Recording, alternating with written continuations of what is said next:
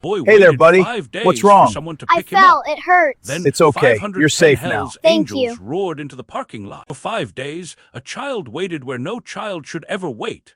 Alone, unseen, forgot. This is not just a story about engines and leather. It's about silence, about who looks away, and about the unlikely roar that finally said, "You matter."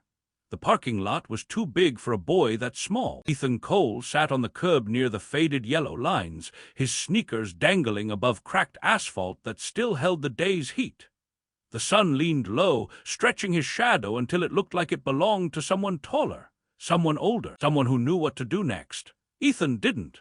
He was 8 years old, and this was day 5. His backpack sat beside him, unzipped, empty except for a crumpled homework sheet and a pencil worn down to a nub. The zipper no longer closed right. He kept trying anyway, pulling it up, pressing it down, as if the right motion might fix more than just the bag. Every car slowed his heart. Every car passed it. Teachers had stopped asking questions after day 2. At first there were gentle smiles. "Your mom's running late," then concerned glances, then silence.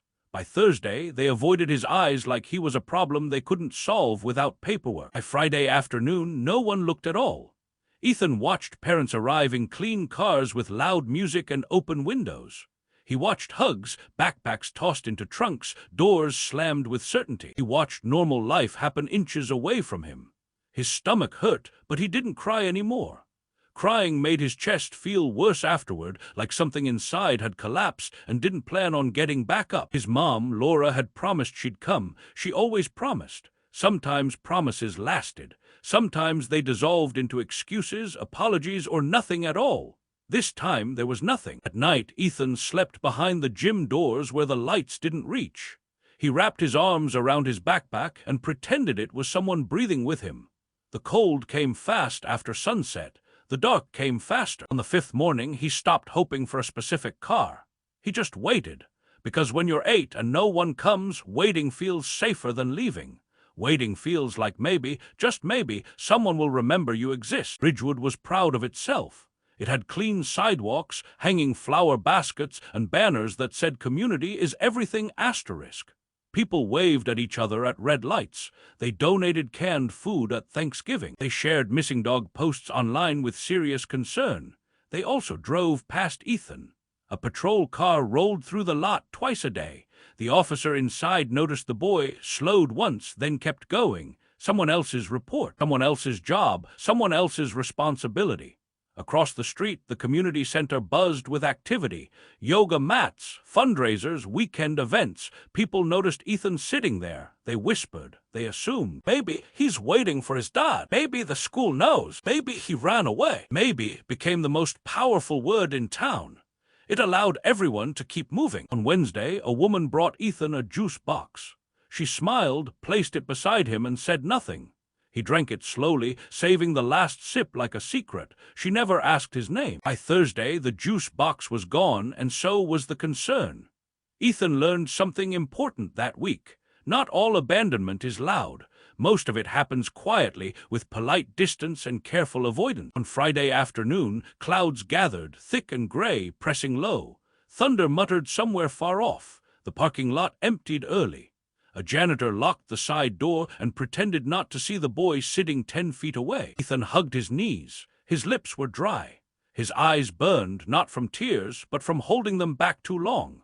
He wondered if people disappeared the same way sounds did, slowly fading until no one remembered they were ever there. Then around 4:47 p.m. something changed. At first it was barely a vibration, a tremor beneath the quiet. Ethan thought it was thunder, but thunder doesn't grow like that. It doesn't multiply, and it doesn't make the ground feel like it's waking up. The sound came from the highway first, low, rough, and steady. Not one engine, many. They moved together like a single, breathing thing. Ethan stood. He didn't know why. His body just decided for him. The noise rolled closer, louder, filling the air until birds scattered from the trees. Windows rattled. A car alarm shrieked once, then stopped. Motorcycles poured into the street like a river of steel and fire.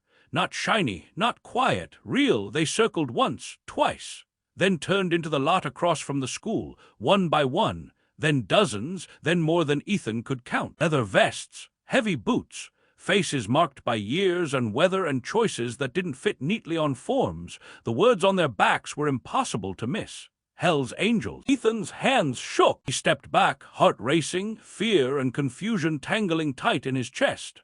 He'd heard adults whisper about people like this. Bad people, dangerous people. The motorcycles shut off. Silence crashed down just as hard as the noise had arrived.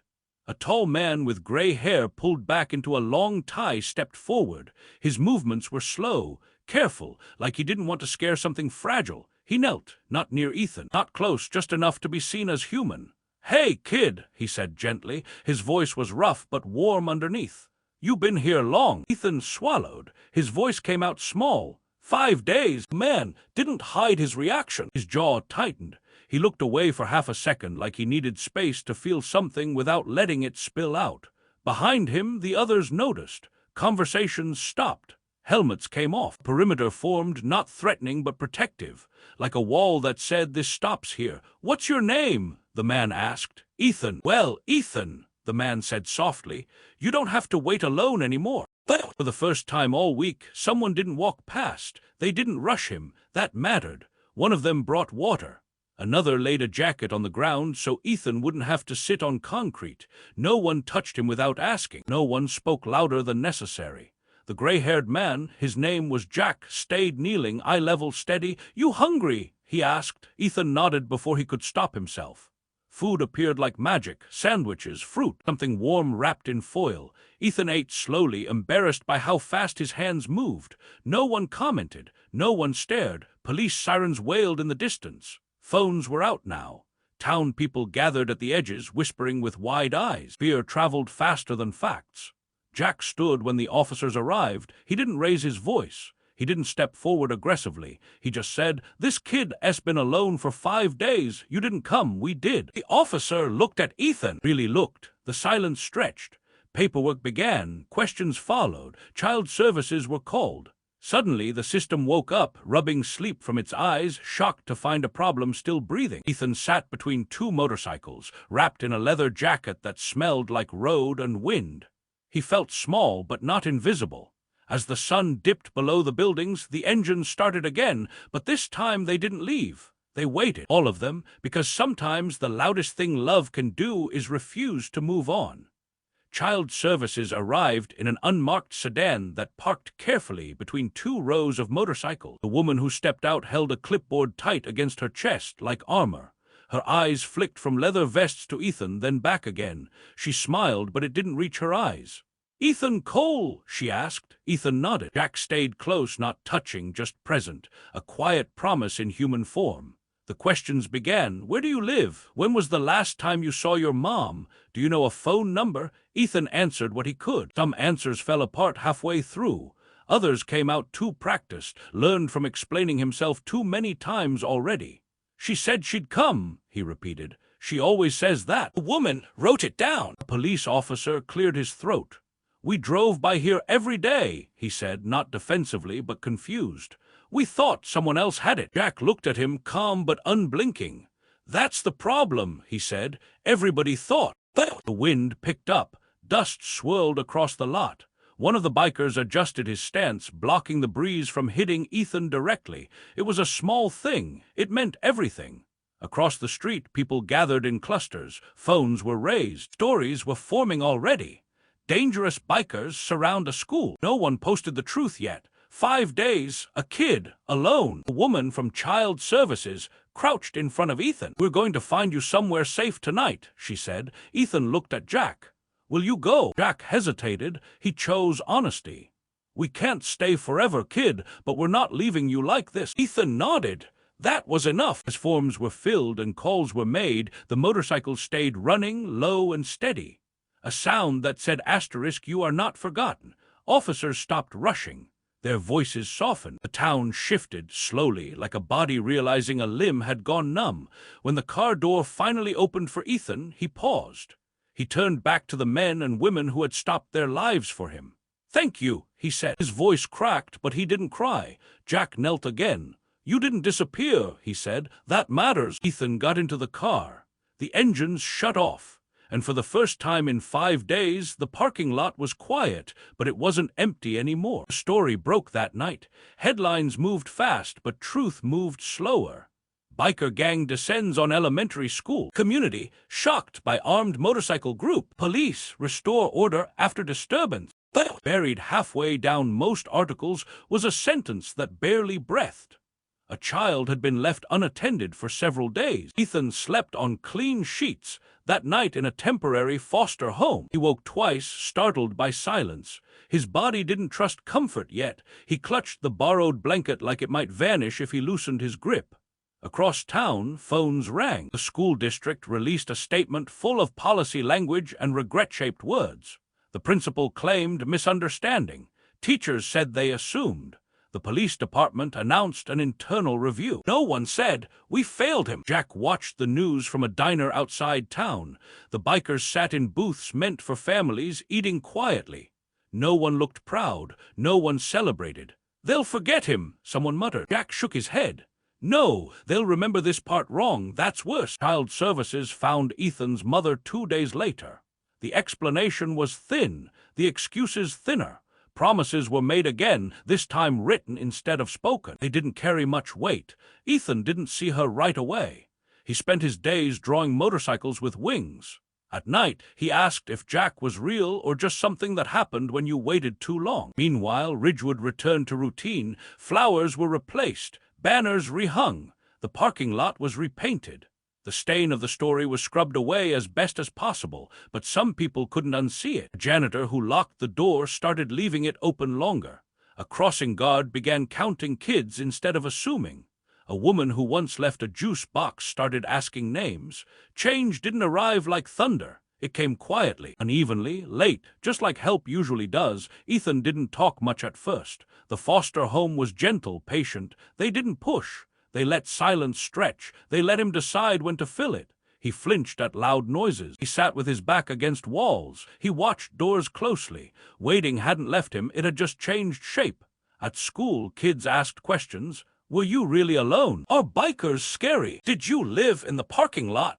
Ethan shrugged. Shrugging was safer than explaining. One afternoon, a package arrived. No return address. Inside was a small leather patch, not the whole thing, just a wing. Beneath it, a note written in block letters. "You don't have to wait anymore. Jack!" Ethan held it like it might disappear. Something settled in his chest. Not happiness, something quieter, something steadier. He started sleeping through the night. Months passed. Meetings happened. Decisions were made. His mother didn't fight hard enough. That told its own story. Ethan stayed. On the last day of school, the parking lot filled again. Parents arrived. Doors opened. Names were called. This time, someone waited for Ethan. He walked out slower than the others. He looked at the curb where he had sat for 5 days. It looked smaller now, less powerful. A low rumble echoed from the street. Not loud, not dramatic, just enough. Ethan smiled. A year later, Ridgewood held a community meeting. It wasn't advertised much. No banners, no slogans, just chairs in a gym and a microphone that squeaked when people stepped too close. A teacher spoke first. She apologized, not defensively, not carefully. She cried. She said his name out loud. A police officer followed. He admitted they'd driven past, that they'd mistaken procedure for care. No one clapped. Then Ethan stood. He was taller now, still quiet, still careful, but steadier. "I waited," he said simply. "I didn't know I was allowed to leave." Silence filled the gym. He looked up. They stopped. No names, no labels. Everyone knew who they were. "They asked my name," Ethan continued. "That people talked about the jackets more than the faces. They talked about crime statistics, rumors, old headlines that never seemed to fade. They didn't talk about why 510 people showed up for one child they didn't know." Jack rarely spoke publicly. When he did, he kept it short. "We didn't do anything special," he said once. "We just didn't leave." But among themselves, the writers talked quietly that night. After the cameras were gone and the roads stretched open again. Some of them had been Ethan once. Not the parking lot part exactly, but the waiting. The watching adults choose not to see. The learning too early that survival often depends on strangers. One woman writer, Maria, had grown up bouncing between foster homes. If someone had shown up like that for me, she said, staring into her coffee, I might have learned earlier that I mattered. Another man admitted he almost hadn't come. I thought, what's the point? Town won't change. He shook his head. But the kid changed, that's enough. They rode out the next morning in smaller groups, engines humming steady, not angry. The road welcomed them back like it always did. They didn't expect thanks. They didn't want praise. They wanted the story to sit heavy, because sometimes guilt is the first honest emotion a place feels. Jack kept the extra jacket Ethan had worn. He didn't wash it. He hung it in his garage beside old photos and quiet memories. Not as a trophy, as a reminder that the world draws lines too easily, and that crossing them is a choice. Memory didn't keep the whole story. Ethan forgot the exact number of days. He forgot the order of faces that passed him by. He forgot what hunger felt like in words, but he never forgot the sound, not the loudness, the asterisk direction, the way the noise didn't rush past like everything else had, the way it slowed, turned, chose him. Years later, he tried to explain it to his therapist. It was like the world finally stopped walking. He still had moments. Crowded places made his chest tight. Waiting rooms made his leg bounce without permission. When people said, "I'll be right back," something old stirred in his stomach, but he learned how to stay. He joined a school program that paired kids with mentors. On the first day, he sat with a younger boy who wouldn't look up. Ethan didn't rush him. He just sat. The boy eventually spoke, then smiled. That night, Ethan went home and taped the winged patch above his desk. He didn't wear it. He didn't show it off. It wasn't about belonging to something loud. It was about remembering someone stayed quiet long enough to see him. On his 18th birthday, Ethan rode on the back of a motorcycle for the first time. Jack drove slow. No crowd, no noise. "Ready?" Jack asked. Ethan nodded. The road opened. He wasn't waiting anymore. The truth landed slowly. Not with headlines, not with outrage, but with questions that wouldn't go away. Who do we walk past because it's easier? Who do we trust systems to see for us? Who do we decide is someone else's responsibility? Ridgewood never answered perfectly, but parents started staying later. Teachers started checking twice. Police began asking instead of assuming, one small change at a time. Jack was invited to speak at a youth center once. He stood awkwardly at the podium, hands heavy, eyes scanning the room. "I don't look like help," he said, "but help doesn't have a uniform." He paused. Fear makes it easy to look away. Courage doesn't always look clean. In the back, Ethan listened. He realized then that the story wasn't about motorcycles or leather or noise. It was about the moment someone decides not to move on. That's where the world shifts, not loudly, but forever. The parking lot looks different now. New paint, clear lines, bright signs, but if you stand there long enough, you can almost hear it, the echo of waiting. Ethan comes back sometimes. He doesn't sit, he doesn't linger, he just looks. Then he leaves because the place doesn't hold him anymore. Jack still rides, slower now, more careful. When people ask him about that day, he shrugs. "Kid needed someone," he says. "We had time." That's all it ever was. Time, the thing everyone thought they didn't have, the thing Ethan had too much of, until someone finally shared theirs. Years passed the way years always do, quietly, without asking permission. Ethan grew into his name, not famous, not remarkable on paper, just steady. The kind of person teachers described as thoughtful and friends described as always there. He volunteered without announcing it. Tutored younger kids after school, sat beside the ones who waited a little too long at pickup. He noticed things now, the way some children packed their bags slowly, hoping time would stretch, the way others pretended not to care. Ethan cared. Once, during winter, he stayed late with a girl whose mother was always 5 minutes away. They talked about cartoons, about nothing. When the car finally arrived, the girl hugged Ethan hard, like she didn't know when she'd be allowed to let go again. Ethan understood. He never told his full story. Not often, not because he was ashamed, but because he didn't want the noise to swallow the meaning. Jack came to visit once a year. No big speeches, no cameras. They ate burgers at a roadside place and talked about weather and bikes and how fast time moved when no one was watching. "You turned out good," Jack said once. Ethan shook his head. "I turned out because someone stopped." That was the truth. The town still remembered the roar, but the legacy lived in quieter places now, in longer pauses, in doors held open, in people choosing to ask instead of assume. The world didn't change overnight, but one child never waited like that again in Ridgewood. And sometimes that's how healing works, not by fixing everything, but by making sure one moment never repeats. Heroes didn't always arrive with sirens. Sometimes they came with scars, with bad reputations, with a past people preferred not to ask about. Jack never corrected anyone who misunderstood him. He knew how stories worked. He also knew how truth worked. Truth didn't need applause. In his garage, the leather jacket still hung. Dust settled on it slowly. He left it that way. Some things weren't meant to be polished. He rode less now, watched more. When news stories talked about danger, he thought of Ethan sitting on a curb, invisible in plain sight. When people argued about who belonged, he remembered how belonging was created in a moment, not granted by permission. Ethan visited once alone. He stood in the garage, fingers brushing the worn sleeve. "I didn't think anyone like you would care," Ethan said quietly. Jack smiled. "Most people think caring has a look." They stood there in the shared silence of men who didn't need to explain themselves anymore. Outside, a neighbor walked past, slowed, waved. Jack waved back. The world didn't need saving every day, but it needed noticing, and that was something anyone could do if they chose.